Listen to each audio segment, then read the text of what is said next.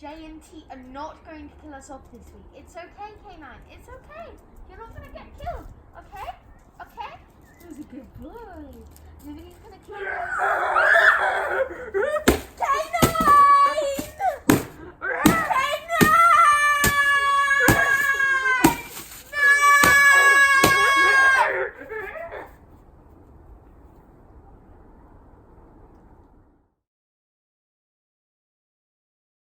Hello and welcome back to Whovian Espresso, and today we're back on the Season 18 reviews. But before I get into the episode review, first of all I want to say thank you to all the people who engaged with my last video, which is the Season 10 Blu-ray unboxing. It got quite a few videos and is now my second most viewed video of all time on this channel, surpassing the previous second place owner, which was my Doctor Who DVD collection. So who would have thought that a Blu-ray would overtake the Doctor Who DVD collection? But anyway, thanks to all the new subscribers that I gained from that video as well. It's nice to have you here. I hope you enjoy my new content. Today I'm going to be reviewing Season 18, the third story in the season, which is Full Circle. Just in case you didn't know, I'm going to be doing a whole series of these reviews from both Season 18 and Season 10 when we reach the end of Season 18. But for now, beware, spoilers are ahead for State of Decay. Not State of Decay, Full Circle, which will be the episode I'm reviewing now. So let's get on with the video. How I do these reviews is I start with the positive points I have about this story, and this story I have quite a few, and then I will move on to the negative points that I have about this particular story. Right, getting straight off the bat with the review, I have the Doctor, and the series as a whole. I think Season 18 is really trying to separate itself from the silliness that the series had become over the previous years, due to Douglas Adams taking over, who was quite a comical science fiction writer. In a way, he's very well known for writing The Hitchhiker's Guide to the Galaxy. So when he did a series of Doctor Who, a lot of people were quite surprised. They didn't think he really matched the sort of scientific, sort of informatory format of the show, which this series tries to get back to, as well as establishing its own sort of darker tone. And I think it only really starts to set in this particular story. The first two stories could quite easily have fitted into a Douglas Adams series, in my opinion, because I still thought the Leisure Hive, with the whole Formazi and the Megalos storyline with the giant cactus was very Douglas Adams, and although I quite like those stories and I still thought they were an improvement on what happened in Season 17, I'm not a great fan of Season 17 personally. I like the chemistry, the TARDIS team, between the Doctor and Romana too. I think they actually work quite well, and I think a lot of that magic of the chemistry that was in that season is sort of lost in this series a bit, but I kind of talked about that in previous series. I know it's basically because of what was going on behind the scenes, really, but I still think that the Doctor and Romana dynamic doesn't really work in this series, but I do think that this story in particular manages to authentically get the tone that they were trying to get to. I think a lot of writers from the previous season were thinking, oh, Doctor Who's a bit of a silly show, so they sort of did a sort of silly, comedic Doctor Who story, which was a bit more scientific, and they added the Season 18 sort of stamp over it in a way. But here it actually feels the serious tone of the story and the full sciencey sort of elements of the show. So, like, for this one, I think it mainly focuses on the theory of evolution. In many ways, it sort of teaches children about maybe Darwin's theory of evolution, from the way that the spiders developed to the Marshmen, and the Marshmen developed to the humans, and how the humans hadn't been the humans had always been on that planet. They hadn't just crash landed here. It's revealed that they'd always been on this planet. I thought it was a great element of the story overall. I really think it worked in the context of the sort of aims that the series is going for. Romana and Adric, I think Romana and Adric actually work better together than Romana and the Doctor work together in this series. Don't get me wrong, Romana and the Doctor work way better in Season 17, and I do think Tom had great chemistry with Mary Tan before that. In fact, I think the chemistry between those two actors was better there in Season 16 of the Key to Time series than it had become by this point. I think it might have been a mistake having Lalla Ward on for this series as a whole, because I think Tom gives quite a solemn, monotone sort of performance, yet with that Tom Baker stamp all over it. Like, he talks about how he's always so good with children, which is probably a reference to the fact that when kids would approach him in bars and stuff, maybe Tom Baker quite often would swap a pint for a glass of orange juice to make him look better towards kids, which is in a way quite cynical, but also very good. It's a very good what's the word? Sort of makes yourself look. It sets a good example for kids, as the word I was trying to find there.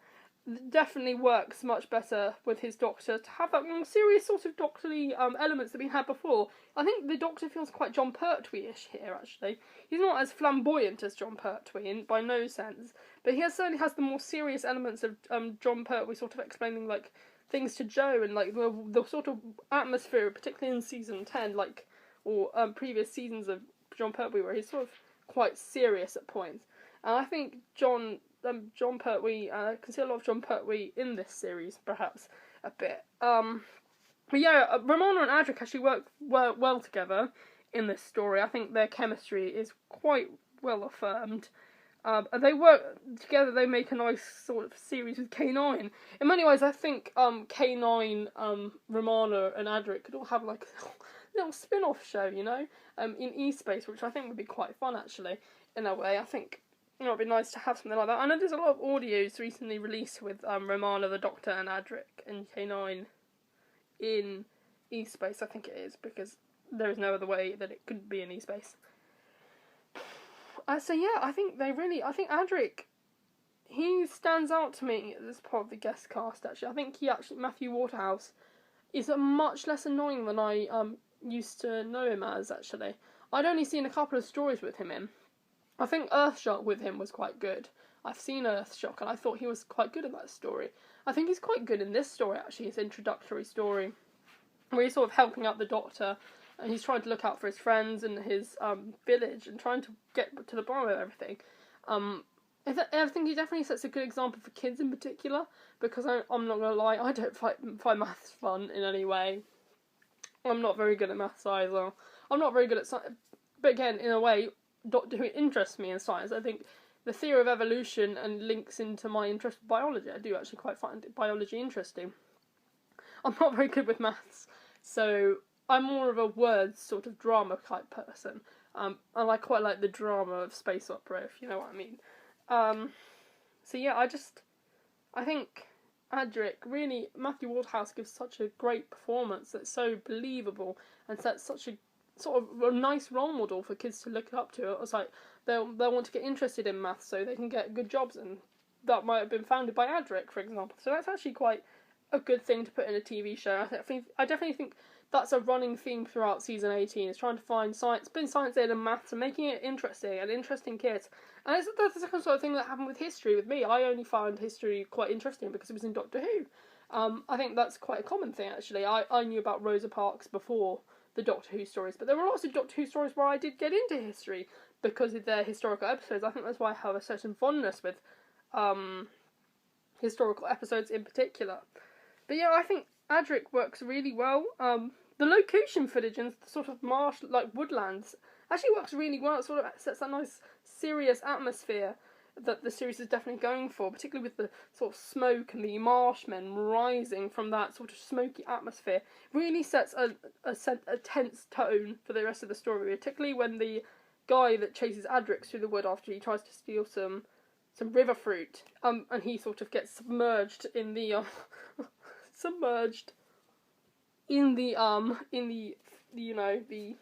the marsh, and he was later revealed obviously to be one of the marshmen, the one that runs away from the Doctor, which I think is very interesting, actually.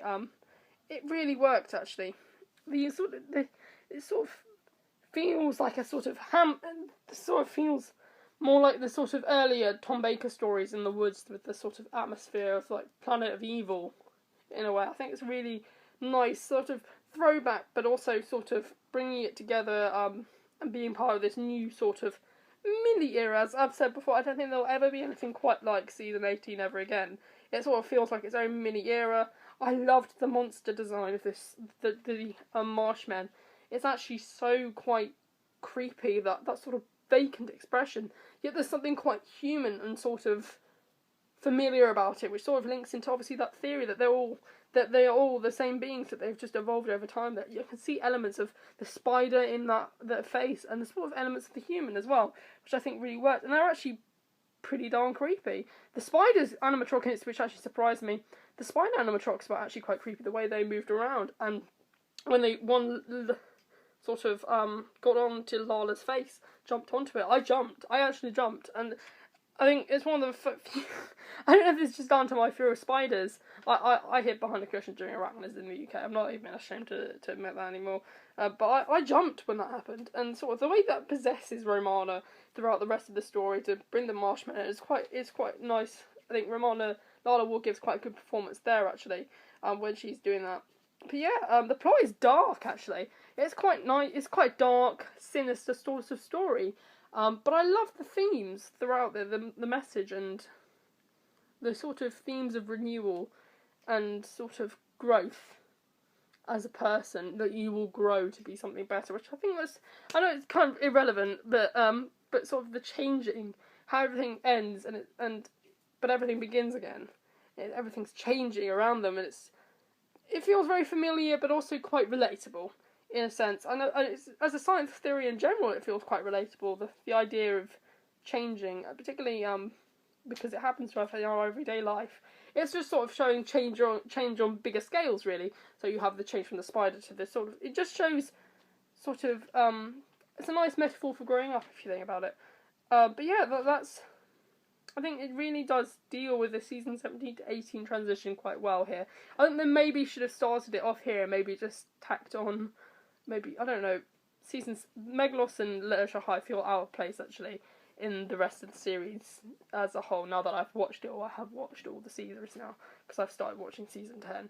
So I know that this story feels quite out of place with the rest of the series. Moving on to the bad, I did think, there's only just one point here. I actually thought the guest cast were a bit annoying, like, apart from Adric, I thought the rest of his kids were quite irritating.